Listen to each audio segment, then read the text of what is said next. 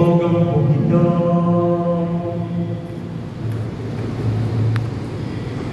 Magagawa na Diyos, amahan sa talang kaumayan ng kalinaw, iduod ka kami mong bahay na ng kabigong, sa pagsaulog sa pesta sa mga santos, sa Luis ng Santa Sina, alam sa imaya sa imanan, o bigalawan sa kanan sa inyong tuganan, magalawan kita sa pasangin sa kalwasan ng Tuhan, pinahagin ni Kristo namin ito.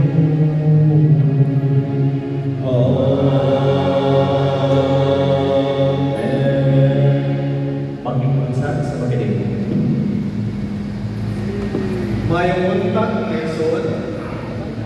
May buntag. Before our message of thanks and announcements, among pagpiyuhon si Father Ansam, to be assisted by Brother Jojo and Sister Sabit Rizal. FNM Devotion and Celebration Programs Couple Coordinator, to do the honors sa pagsampong sa binalyon ni St. Louis and St. Marta. Sa magtiayon na niya karon kinsa adunay pinakataas na tuig sa ilang kabiguan. We will go on, Brother Rodolfo and Sister Honorata Hieronymo. Please come forward.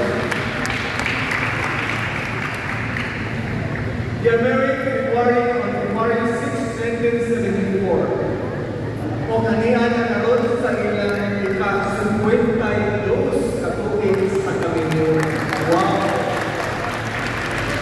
Sana all.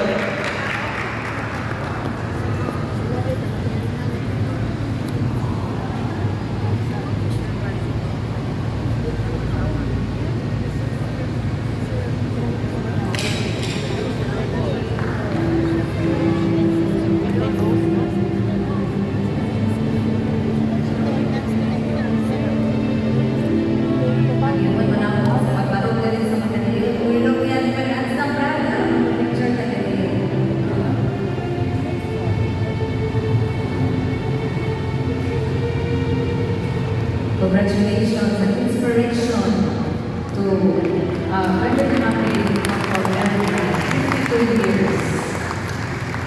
Thank you.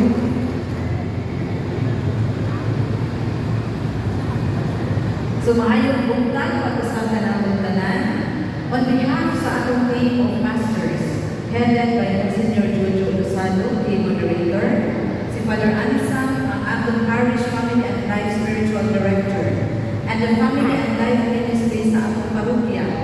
Among ipadayag ang pinisingkasing na pasalamat ngadto sa tanang itampo ug nakatampo sa kalampusan sa atong siyang kaadlaw nga Divina Masses ug ang atong fiesta celebration karon in honor of Saints Louis and St. Marta nga mao ang global patron saint sa mga pagtiayon dinhi sa atong archdiocese sa Subo ug ginikanan ni Saint Therese of the Child Jesus.